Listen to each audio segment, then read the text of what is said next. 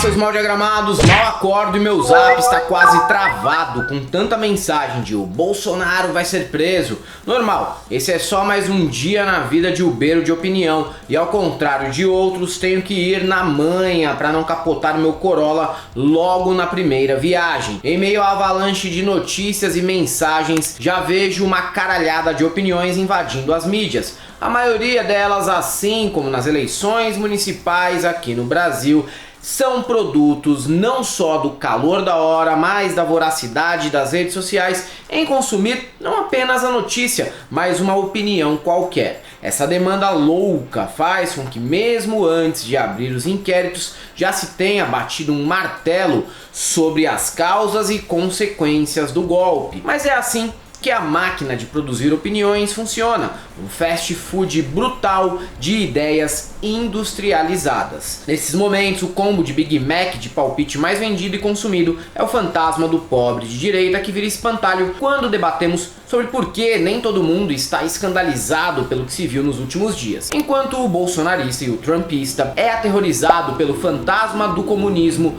nós da esquerda cultivamos essa assombração ideológica que serve para esconder nossas limitações e nos tranquilizar, afinal a culpa nunca é nossa. Postura que lembra muito a mentalidade dos direitistas que adoram um vitimismo ideológico estilo a Jojo Todinho. Eu tô falando sobre a minha pessoa, sobre a minha liberdade. Ninguém tem que ditar sobre mim porque eu sou negra, eu sou favelada. Eu tenho que ser esquerdista? De onde que você tiraram isso? Que o pobre, negro, favelado tem que ser de esquerda? Eu sou o que eu quiser ser. Todo respeito à ancestralidade, todo respeito a quem passou pela escravidão. Mas quando Deus me trouxe a essa terra, Ele me trouxe livre. Não livre do racismo, porque isso nos assola.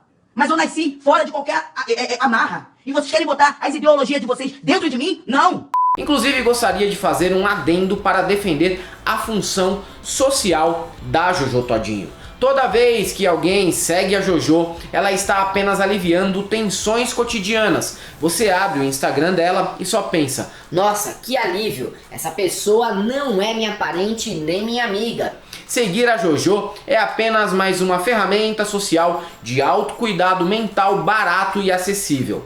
Mas voltando, vamos ter que elaborar a genealogia do pobre de direita brasileiro. Vamos voltar ao Brasil das décadas de 80 e 90. Boa parte dos trabalhadores nessas décadas estava sob o regime da informalidade, com salários baixos e corroídos pela inflação. Já nos anos 2000, pelo contrário, iniciou-se um processo de crescimento das ocupações formalizadas e de aumento do valor dos salários. Já nos dois primeiros governos Lula, tivemos um crescimento notável da carteira assinada. Além disso, após 2003, o rendimento médio dos trabalhadores chegou a aumentar 44%, atingindo R$ 1.432 em 2012. Só para vocês terem uma ideia, entre 1996 e 2003, o rendimento dos trabalhadores diminuiu 16,8%. A principal ferramenta para esse aumento foi via ajustes do salário mínimo, mas não basta apenas essa ferramenta. As políticas sociais no Brasil vão além disso e compreendem duas frentes. Primeira, a proteção social, previdência, assistência, saúde, seguro-desemprego, abono salarial e outras políticas públicas que visam proteger a qualidade de vida das pessoas diante de situações como doenças, acidentes, falecimento e perda de emprego.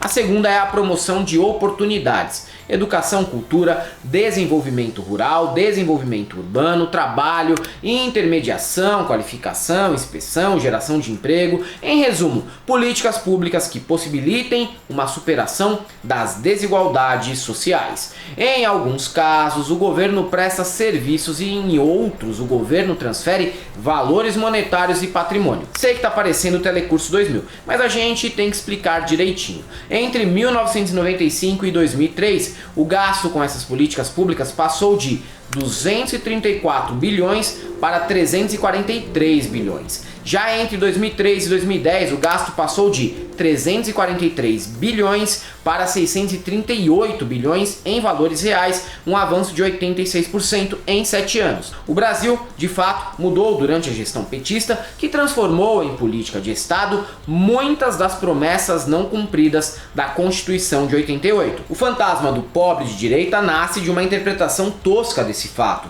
Certamente, muitos de nós fomos positivamente atingidos com essas mudanças, ou conhecemos alguém que foi.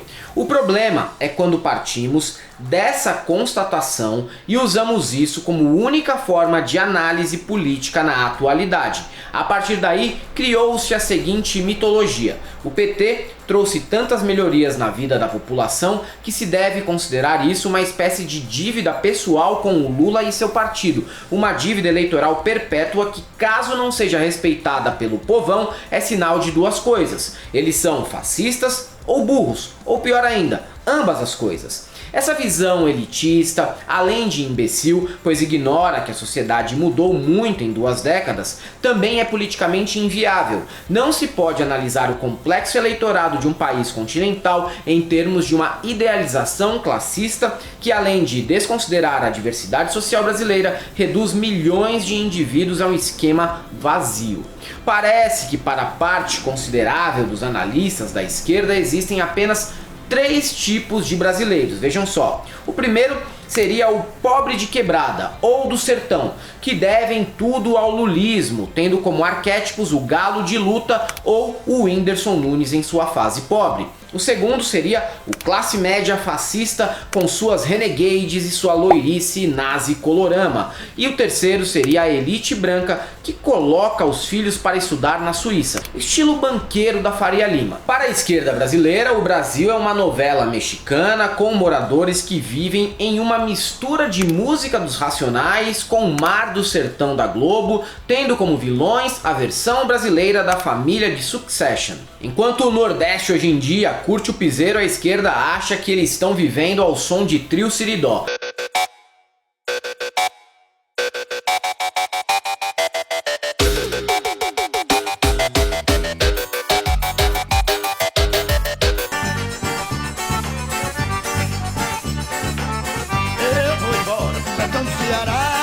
Além do povo brasileiro ser muito mais variado e diverso do que isso, essas pessoas mudaram de fato de vida. Muitas das famílias que melhoraram de vida com um Luz para Todos ou um ProUni agora possuem outro perfil e outras necessidades, o que é natural, inclusive. Antes do julgamento moralista e preguiçoso, que tal evitar recair em coronelismo de esquerda e tentar escutar essas pessoas? Pessoas de carne e osso e não perfis de rede social.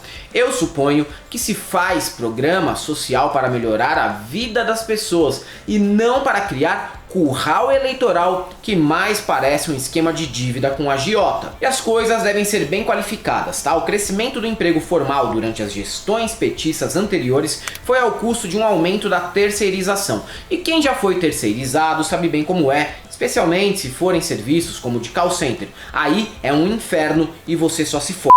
Talvez o fenômeno que melhor descreva que o paraíso lulista nunca foi esse folheto de testemunha de Jeová seja a área da segurança pública. O aumento do encarceramento, a expansão e consolidação em definitivo do crime organizado no país é um dos temas mais negligenciados pelo petismo, e com razão, pois talvez seja o verdadeiro bode na sala do Brasil. E por isso a população fica cada vez mais refém das soluções fáceis e equivocadas propostas pela direita. Entre a abstração sociológica da esquerda e ser assaltado às 5 da madrugada na parada de busão, não é muito complicado entender a sedução que é a direita nesse caso. E prestem atenção à gestão petista de segurança pública na Bahia e vejam bem o rolo que vamos entrar nos próximos anos. Diante disso, o profeta do fantasma do pobre de direita cai na seguinte arapuca que ele mesmo armou. Como ele acha que políticas públicas são dádivas da esquerda que devem ser retribuídas com uma dívida eleitoral impagável, ao ser frustrado com as vitórias de um Nunes ou um Tarcísio, resta para ele amaldiçoar os infiéis e convocar a assombração da esquerda, o pobre de direita, esse ser que além de ser racista, fascista, burro é, vejam bem, um ingrato. Como um índio primitivo e atrevido que se negou a aceitar os presentinhos do civilizado Portuga uns 500 anos atrás. Claro que você pode dar um desconto, afinal, Trump ou Ricardo Nunes ganham agora e o Profeta tem que dar uma opinião em 10 minutos numa live. E por isso ele acaba dando cavalo de pau com a boca inevitavelmente. Vida de ubeiro de opinião, de motoboy de view, é assim mesmo, eu sei disso. Mas se derem um tempinho, o Profeta do pobre de direita puxa umas estatísticas que, olha só, provam que o pobre de direita está errado. Isso mesmo. Como o chilique moral não deu certo, agora ele pode esfregar tabelas e gráficos como a prova que o pobre de direita é um equivocado. Afinal, além de preconceituoso, racista e fanatizado, ele não vê como a vida melhorou, segundo os gráficos e não segundo uma compra semanal no mercadinho da esquina. Ao que me consta, estatísticas podem ser uma ferramenta de gestão pública, mas nunca vi ganhar eleição. E aí vem a parte final da arapuca. O Profeta pode evitar o moralismo barato de esquerda ou os gráficos e pode, de maneira bem filosofante e abstrata, colocar a existência desse fantasma na conta do capitalismo. Tadinho desse filhote do capitalismo tardio brasileiro. Ou, como escreveram um tempo atrás, do turbo tecno macho nazi fascismo. Ué, mas se o problema é o capital, que tal nos engajarmos na luta contra o sistema? Alguém pode sugerir, claro. Aí só resta ao Profeta do pobre de direita meter o louco e fingir ser o Renato 38ão da esquerda. Rapaz, você prefere ser pobre de direita burro ou acabar morrendo numa revolução armada, hein? É o quê? Mas como normalmente o ideólogo do fantasma do pobre de direita é um governista radical, não se pode falar de mudar o sistema. Só que aí ele retorna para o atual sistema político. E aí ele se fode, pois tem que encarar de novo o pobre de direita. E aí fica claro que no fim das contas pode até existir uma elite do atraso,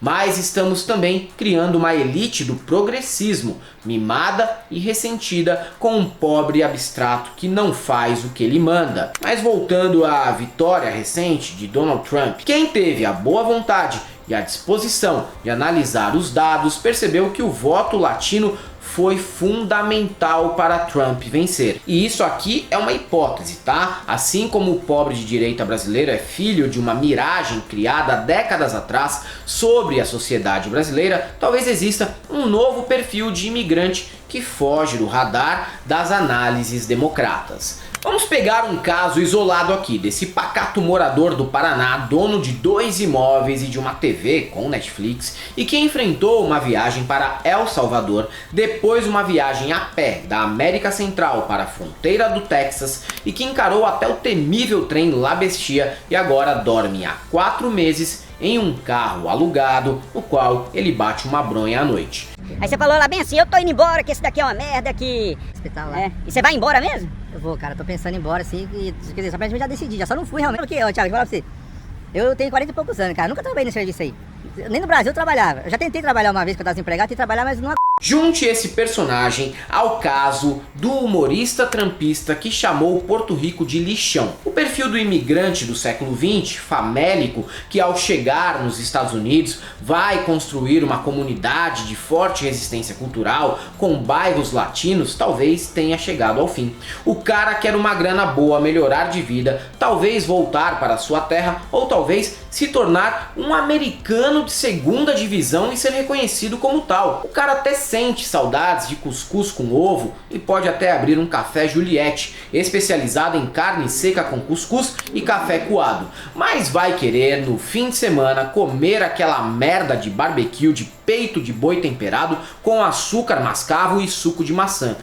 Será que o brasileiro, o mexicano e outros ficariam mesmo ofendidos se um político gringo chamasse o país deles de lixo? Afinal, quem enfrenta toda essa epopeia para ser chapeiro em Tarpon Springs, na Flórida, está escapando do quê? É só perceber como o brasileiro odeia o Brasil em suas conversas diárias, mas isso é uma hipótese e um enigma a ser esclarecido pelos analistas sérios da política americana. Meu ponto aqui é outro. E se no lugar de ficarmos em nossa Torre de Marfim, cheios de verdade, arrogância e autocomplacência moral, decidirmos, sinceramente, escutar as pessoas? Pior, muita gente acha que só os acadêmicos da esquerda vivem em Torres de Marfim. Lê do engano, tem muito militante que se diz povão, mas só quer mesmo uma casa no centro para ver pobre a cada 2 anos ou na hora de contratar piscineiro ou pedreiro,